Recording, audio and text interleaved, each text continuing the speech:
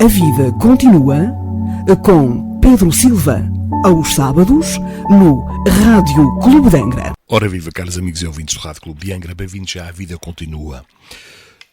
Vamos hoje falar, porque existe muita gente que vem falar connosco, à Associação Cultural Espírita de Xeirense, de sofrimentos vários. Um deles é o do vazio, de um vazio existencial, de um objetivo que não encontram para a vida. Porquê a vida? Porquê é que sofremos? Por estas e por outras razões, decidi hoje, neste sábado, falar neste tema que é um sentido para a vida. Para que, de certa forma, possa ajudar quem me esteja a ouvir através deste abençoado rádio Clube de Angra. Um sentido para a vida. Quantos, em profunda depressão, em intensa perturbação interior, em grande queda, não conseguem levantar-se e encontrar o sentido para as suas vidas? Focados nas suas aflições, são incapazes de enxergar outras coisas a não ser a situação em que se encontram. Encontrar, amigos, um sentido para as suas vidas está relacionado a problemas existenciais diante de razões diversas, criando aquela sensação de vazio, de que nada se tem a perder.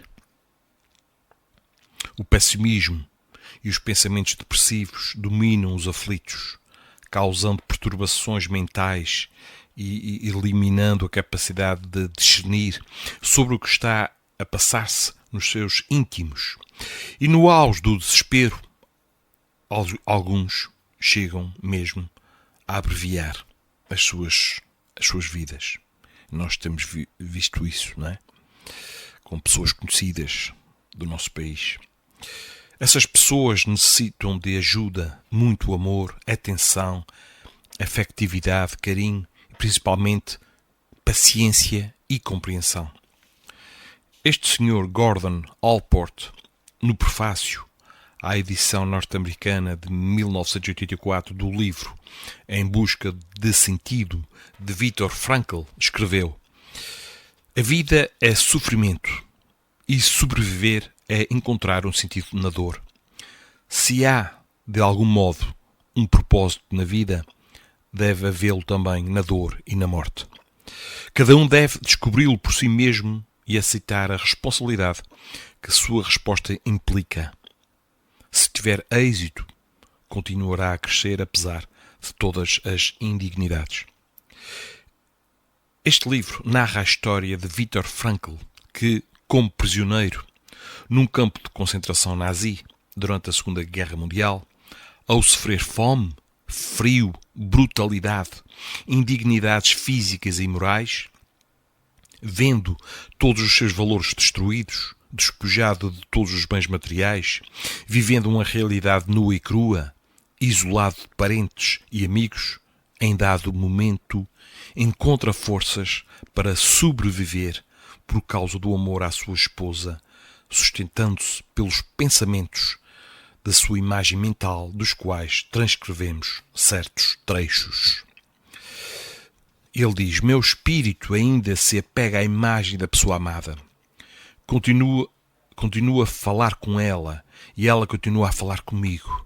De repente, dou conta, nem sei se minha esposa ainda vive. Naquele momento fico sabendo que o amor pouco tem a ver com a existência física de uma pessoa. Ele está ligado a tal ponto à essência espiritual da pessoa amada, a seu ser assim, que a sua presença e seu estar aqui comigo podem ser reais sem sua existência física em si, independentemente de seu estar com vida. Eu não sabia, nem poderia ou precisava saber se a pessoa amada estava viva. As circunstâncias externas não conseguiam mais interferir no meu amor, na minha lembrança e na contemplação amorosa da imagem espiritual da pessoa amada. E Viktor Frankl constata: é a primeira vez na vida que experimento a verdade daquilo que tantos pensadores ressaltaram como a quintessência da sabedoria por tantos poetas cantada. A verdade de que o amor é, de certa forma, o bem último e supremo que pode ser alcançado pela existência humana. Compreendo agora o sentido das coisas últimas e extremas que podem ser expressas em pensamento, poesia e em fé humana, que é a redenção pelo amor e no amor. Passo a compreender que a pessoa, mesmo que nada mais lhe reste neste mundo, pode tornar-se bem-aventurada, ainda que somente por alguns momentos, entregando-se interiormente à imagem da pessoa amada.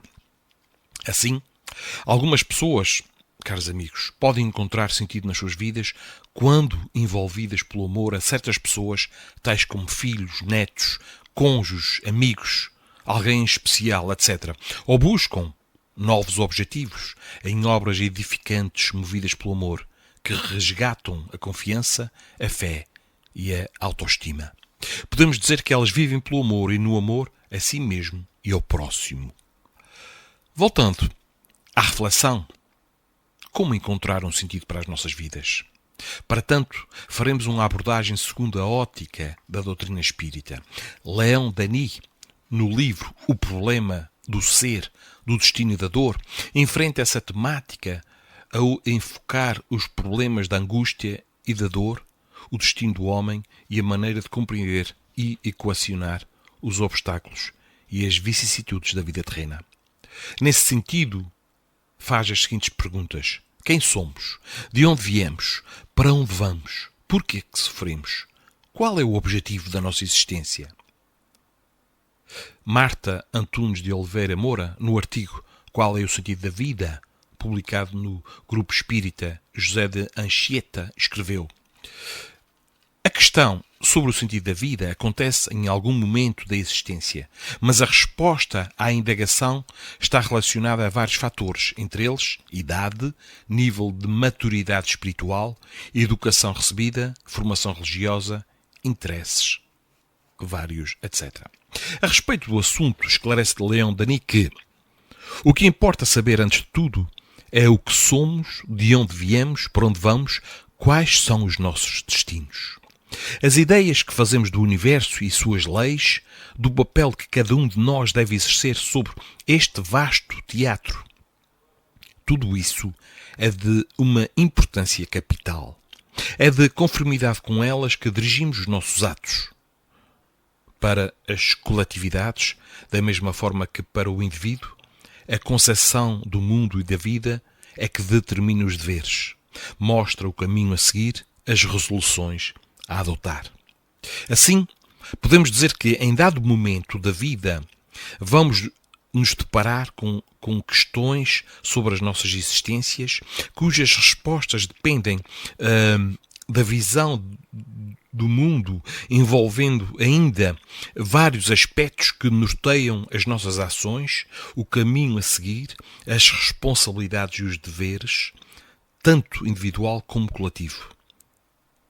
Na realidade, cada um entende o sentido da vida de acordo com as suas experiências pessoais, crenças, paradigmas e valores. Outras questões ainda poderiam ser feitas. Se tivéssemos uma única existência, onde estaria a justiça, a bondade e a misericórdia de Deus? As nossas vidas não teriam razão de ser? Não teríamos nova oportunidade para corrigir os nossos erros? Seríamos condenados à pena eterna? Como alimentar a fé e a esperança? Novamente, Leon Denis, neste livro, que já falei antes, O Problema do Ser, do Destino e da Dor, expressa o seguinte: tudo o que vive neste mundo, natureza animal, homem, sofre, e todavia o amor é a lei do universo, e por amor foi que Deus formou os seres. Contradição aparentemente horrível, problema angustiante que perturbou tantos pensadores e os levou à dúvida e ao pessimismo. Da aparente contradição entre sofrimento e amor, Leão Denis complementa: a dor segue todos os nossos passos, espreita-nos em todas as voltas do caminho. E diante dessa esfinge que o fita com seu olhar estranho, o homem faz a eterna pergunta: por que é que existe a dor? É no que lhe concerne uma punição, uma expiação, como dizem alguns? Será a reparação do passado, o resgate das faltas cometidas? E este autor responde, Leão Denis: fundamentalmente a dor é uma lei de equilíbrio e educação. Sem dúvida, as falhas do passado recaem sobre nós com todo o seu peso e determinam as condições do nosso destino. O sofrimento, muitas vezes, não é mais do que a repercussão das violações da ordem eterna cometidas, mas, sendo partilha de todos, deve ser considerado como necessidade de ordem geral, como agente de desenvolvimento, condição do progresso. Todos os seres, caros amigos, todos os seres têm de, por sua vez, passar por ele, pelo progresso. Sua ação é benfazeja para quem sabe compreendê-lo, mas somente podem compreendê-lo aqueles que lhe sentiram os poderosos efeitos. Mas para se aceitar a dor e o sofrimento como uma lei de equilíbrio e educação, instrumento de evolução espiritual, precisamos crer na imortalidade do espírito, na vida futura, em pluralidade de existências e na justiça, na bondade e na misericórdia divinas. Manuel Filomeno Miranda, numa psicografia de Divaldo Pereira Franco, no livro Transição Planetária, ensina: religiosamente, estamos todos informados de que o túmulo não significa aniquilamento, portanto sabemos que a vida prossegue. Seria lógico, em consequência, vivermos de maneira compatível com essa convicção, o que realmente não ocorre.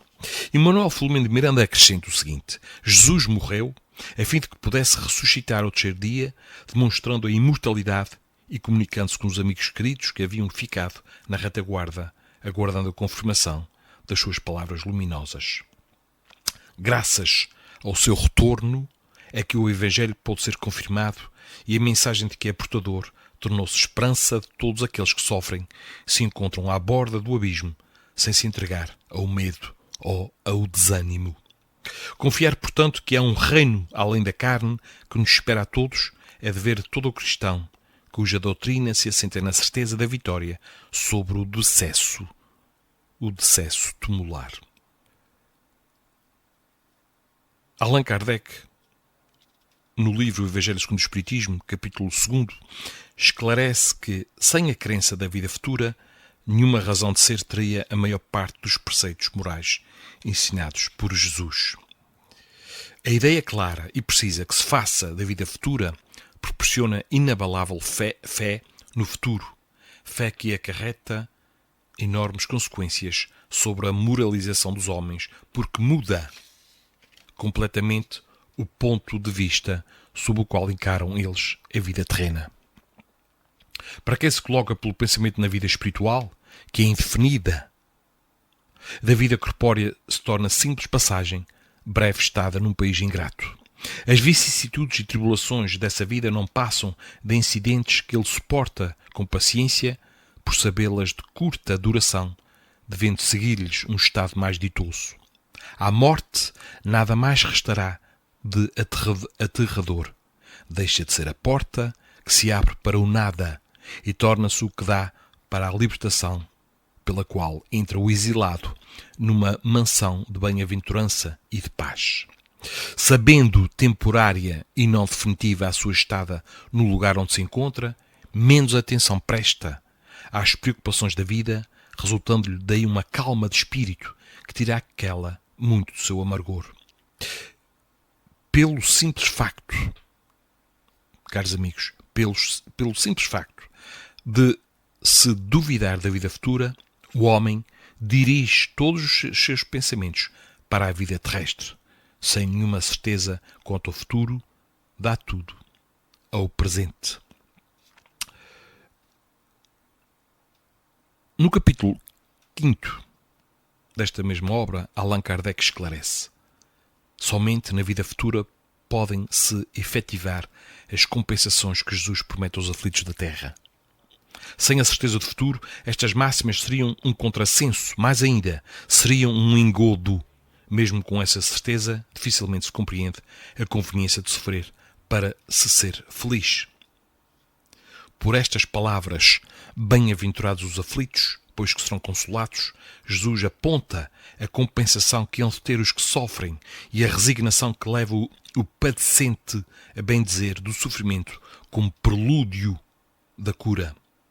Também podem essas palavras serem traduzidas assim: deveis considerar-vos felizes por sofrerdes, visto que as dores deste mundo são o pagamento da dívida que as vossas passadas faltas vos fizeram contrair, suportadas pacientemente na terra. Essas dores vos poupam séculos de sofrimento na vida futura. Deveis, pois, sentir-vos felizes por reduzir Deus a vossa dívida, permitindo que a salveis agora, o que vos garantirá a tranquilidade no futuro. E para terminar, Allan Kardec, noutro livro intitulado Obras Póstumas, comentou o seguinte: apenas diremos que se estivesse demonstrada a inexistência da vida futura, a vida presente não teria nenhum outro fim, a não ser a manutenção de um corpo que amanhã, dentro de uma hora, poderá deixar de existir, ficando tudo, nesse caso, inteiramente acabado. A consequência lógica de semelhante condição para a humanidade seria a concentração de todos os pensamentos na incrementação dos gozos materiais, sem atenção aos prejuízos de outrem. Por que então alguém haveria de suportar privações, de se impor sacrifícios? Porquê? Porque haveria de se constranger para se melhorar, para se corrigir de defeitos? Seria também a absoluta inutilidade do remorso, do arrependimento, uma vez que nada se deveria esperar. Seria, afinal, a consagração do egoísmo e da máxima que o mundo pertence aos mais fortes e aos mais espertos. Sem a vida futura, a moral não passa de simples constrangimento de um código convencional, imposto arbitrariamente, sem nenhuma raiz no coração. Uma sociedade fundada em tal crença não teria por laço a unir seus membros, senão a força, e bem depressa cairia em dissolução. Pela crença, por outro lado, caros amigos, e para terminar, pela crença na imortalidade do espírito, na vida futura, na vida que nunca acaba com pluralidade de existências e nas compensações bem-aventuradas que o Mestre Jesus promete aos aflitos da terra, encontraremos elevados motivos para as nossas existências, buscando um sentido para a vida, vivendo pelo amor e no amor, segundo os ensinamentos e os exemplos do Cristo. Agora sim, caros amigos e ouvintes, ficamos por aqui, neste nosso A Vida Continua, que hoje fala de um sentido para a vida. E nesse sentido para a vida, não podemos pensar só em nós, no nosso sentido, mas também olhar para os outros, prestar mais atenção aos outros, falarmos uns com os outros, desabafarmos, pormos cá para fora os nossos medos. Toda a gente tem medos, que não tenhamos vergonha. O problema é que o orgulho, uma das chagas da humanidade, não nos deixa desabafar. Não nos deixa porque nós não queremos, porque a nossa vontade é fraca. Mas vamos transformar este orgulho em humildade e confessarmos que precisamos de ajuda. Todos nós precisamos de ajuda. Ninguém é sempre forte, ninguém pode estar sempre para sorrir, sempre feliz. Isto ainda não é deste mundo, a felicidade, como dizia Jesus. Todos nós precisamos de ajuda. Vamos pedir ajuda. Não guardemos só para nós. Vamos desabafar. Vamos falar de tudo com aqueles amigos que nos são mais queridos, mais íntimos. E se não temos ninguém mais perto de nós, uma coisa podem ter certeza: podem contar connosco na Associação Cultural Espírita de Xeirense. Podem falar connosco todas as terças-feiras a partir das 7 horas, das 19 horas, temos palestras públicas, temos atendimento em privado, baseando-nos sempre nos ensinamentos do Mestre e na máxima: dai de graça o que de graça recebestes.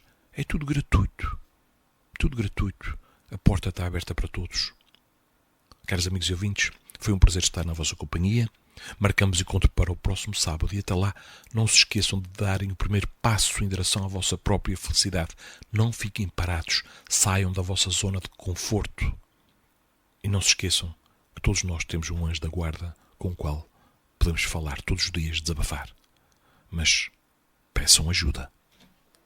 Até para a semana.